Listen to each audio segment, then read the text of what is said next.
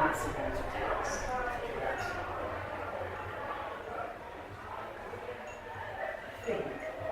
Okay. So, question and answer. Do's and don'ts all makes absolute sense. What about bullet points for a product? So you say, 100 levels, 5,000 characters, blah blah blah. I don't mind bullet points as long as they get the point across first in, say, like an image at the top. Yeah. Like I say, at least if I know what the game looks like, and then I go one step further. So you say screenshots, then bullet points, and then. Unfortunately, I accidentally deleted it. I have no idea where it's gone, but there was one perfect pitch that I saw where it was 2 GIFs at the very top of the email, and then went into the bullet points. And from the get-go, I was able to look. That looks fantastic. Scroll a bit further. Wow, it has that many levels of bullet points. Click-throughs to YouTube videos and things. Do you bother to? I do sometimes if the name rings a bell, or if I've read a little bit of the pitch and it sounds interesting. But as I said, a massive wall of text. I don't have all day to read every single pitch that comes in. How much does a behind-the-scenes story for a game matter as well? You're showing us things about the actual features of the game, but does it help to have kind of a meta story behind it, like this is the game that was banned in Switzerland, and it's not very interesting apart from that, but it's got a cool story. Does that matter? I know SWG chats and a couple of other sites don't really care about that. I do apologise, but it is a good way to spawn virality, so to speak. Like some sites might pick up on that and then actually start like making a backstory, or people start making up their own imagination about what this game can take, which in turn can translate to sales. But I do apologise from our perspective. I was going to do it in my game as a band, especially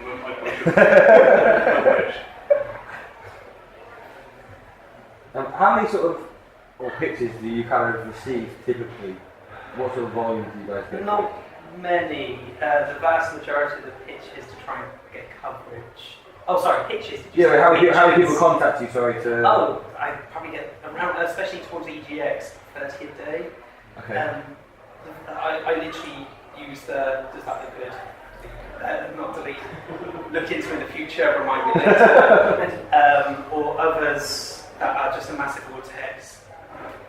I might go one step further and read about it. It depends on the time of year. I mean, we all know, for example, E3, you get a million pitches because a million people are sending or making games. Other times of the year, I might get 5 pitches a week, not much. The most of the pitches that I get recently are asking me if I want to interview the developer. So I'll set up a Skype conversation, or I'll send up an email back and forth between the PR person and get questions and answers from the developers. That way you get a bit more publication about the game behind the scenes, how they made it, and most of those get about 20,000 views on the site, so they're worth doing. And if you have the time to answer the questions, then they can get some good publicity to the game. Okay. So it's key to get like really as engaged as possible with the person and try and pitch to your page.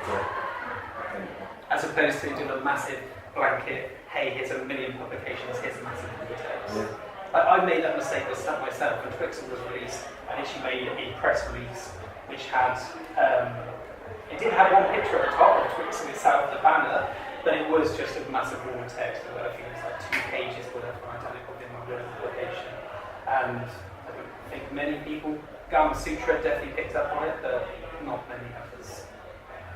And would you advise sort of really picking out people that you're pitching to, as opposed to, I know you mentioned mass aim, but would you say to spend more effort on the ones that sort of have reviewed similar games previously, and then that's your target audience, the people that watch that review? That would actually be a good point, because if you're reading about games reviews quite often and you find a games reviewer that you relate to, you know that the games that they review highly, you also like. Then yeah, it might be worth pitching your game specifically, making an elaborate pitch just to that one person, because that one person could be the difference between picking up your game and everyone. I mean, by all means, send quite a few. I did. I'd say you never know. Everyone has different tastes. You don't know which site is actually going to pick it up. But you can differentiate how much effort you can put into each person. Yeah, definitely. And then out of the so I know you're saying you get 30 a day. How many of those do you actually end up reviewing? Probably 5 to 10. Okay. It depends on the busy season. You have many people saying, right, see my game at EGX. So I'll write them down on a notepad and say, that looked interesting. In email, I'm going to look up for that at the Games Conference. And then when I walk around the Games Conference, I'll then take one step further and actually look at the game itself. And then interview them and ask for a review code as well. Okay. But they've already sent me a review code bit. Okay. And do you get sort of international coverage as well from people sort of contacting you from all over? Yes, so I had some French people, but it was a bit difficult. Well, frankly, we had a translator in between, Okay. but she herself took weeks to get back to us. So it can be a long-winded exercise of getting the coverage done, especially when I thought it was only going to be a couple of days worth of work to actually get done, and then it ended up sprawling out for a couple of weeks. So again, that could be someone you target. First of all, the same language that you speak. yeah, definitely. The same language would have that dramatically. Yeah. Do you open every single email? I open all of them. I never instantly delete one. If it doesn't look interesting, I have to say 5. It's like the rule of if a page doesn't load within a couple of seconds, most people would get bored and they go to a new page. If something doesn't catch my interest, maybe the title of the email or something within it, I'll move on. So the interesting thing is obviously we don't know what we can find out how many people open it up. So in our browsers, it's not completely accurate at the time. What I'm interested in is what kind of subject area that you really interested in kind of reading more about it, instead of just open it up and going, hey, this is just another game.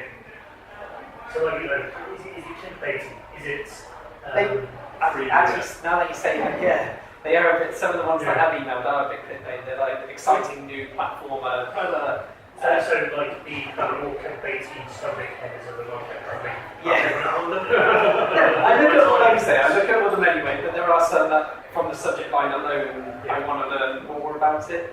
So yeah, don't like clickbait, but it seems to be working because I open them. Just an interesting one, just like when you open up the email, they want to, if they don't get what they expect, are they going to be disappointed? Or is it going to just kind of be like, they open it up? Definitely, I don't mean to shit on indie developers at all, or myself, but there have been times where the subject line sets up this amazing game and then I open it, and as I'm reading through it, I'm not interested in the slightest. It's, there is that disconnect between, they set this expectation, and then,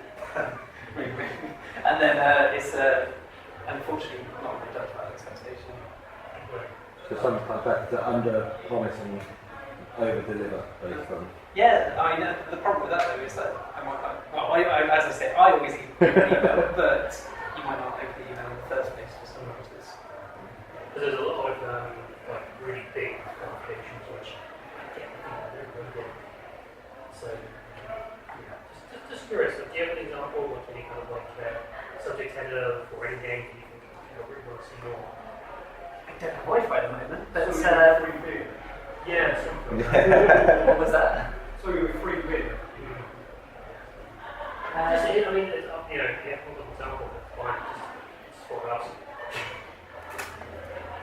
Okay, for the recent one, It's more of a, so for you, it's more of a content. Once you open up everything, if the content doesn't interest you, yeah, then you move on. like I say, it will give me an expectation for the subject header itself, but then once I open it, it's the content of the email which is the differentiator between a good and a bad pitch. Sure. Okay, cool. Thank you. Do you always contact a dev before writing an article, or do you write an article based on the strength of what you would get to us? Depends. If the game is really, if I like the sound of the game, and maybe they send me a review copy, I will reach out to them and say, would you mind doing an interview about this? Because it's a two-way street. The writer wants to get an exclusive content that they can then sell, or not sell, but they can get more people to read their content, but also you want more people to see your content. So if you can both, I scratch your back, you scratch mine, then it works out both ways. What point in development are you interested in seeing a game? Are you interested in seeing out from following the development, or are there too many factors to see it before launch? Or Unfortunately for VG chats, no one's interested when it's being developed. I personally enjoy watching the development cycle of it, but from a coverage standpoint, a couple of months before it's about to be released, it gives us enough time, if you've got review copies available before the official release, to get our review done in time with everyone else. And it gives us enough time to also work out maybe an exclusive but in an exclusive interview with you, something that we can both help each other with it. As a writer, you probably have a mandate of I need to get a lot of views, people reading my articles. But say if you were presented with two games. One is this really interesting indie game, hasn't got a lot of coverage, and may not get most clickbait views. But then you've got this one by the AAA developer. It's the 15th in this big series, hardly different from the last one, just a palette swap, maybe that. But you'll know that one will get some clickbait views. Do you find that it's difficult to choose between the two, or do you always go with either? Unfortunately, it's always difficult. I mean, thankfully, I'm VG chats on the staff because I'm invested into indie games. If you ever look through my profile, most of the games, but say 50% of the games I review are indie games, because I feel they deserve the same platform as bigger AAA games. But yeah, that does happen sometimes, especially around the end of the year when indie developers decide to release their game at the same time as big AAA games. And they do bring in more clicks, AAA games, unfortunately, because on embargo day, everyone's searching for that game. I will try to give indie developers as much freedom there, but give them as much coverage as possible. If no one's searching for it, you're not going to get the views, and in turn, my editor isn't going to be as happy to cover that game. So yeah, I'll try and give like a 50-50 split, but it does get difficult. You've got to imagine with, say, like Project Cars, a massive game that's going to be coming up soon, and they're asking me, can you cover this? So your advice is time your schedule with your release schedule? Oh yeah, I believe that anyway. Like the amount of games I've seen that are fantastic, but they release right at the same time as, say, Call of Duty isn't what it was these days, but they release it at the exact same time as a bigger AAA game. The indie games thankfully have a long tail, but they still could have done better out of the game. How long do you actually spend playing the game before you think you're I at a will point where you always think complete every game. I don't feel I can give a proper valid opinion unless I complete it, or give it, say if it's a short 2-3 hours. There was one called Late Shift recently, it was a 2-hour long game. I played that 3 times to make sure my points and what I said on the game were concise and exactly as it was. I don't want to mislead people into buying a game which may be bad if I've only put an hour into it. Yeah. What if the game is awkwardly long? Like that actually happened to me trying to do Dragon's Dogma reviews for somebody one time. I personally go on my way to avoid long game. Good choice. I got one review copy once from Bandai, Sword Art Online, which was a very long 100-hour plus game. And I said to them, I got 2 hours into the game, so I don't have the time frame for this right now, and emailed the publisher to apologise for not reviewing this. So that's the right choice to me. Like most, 20-30 hours I don't mind. I have to abandon things, like my own indie game projects, but I can do that.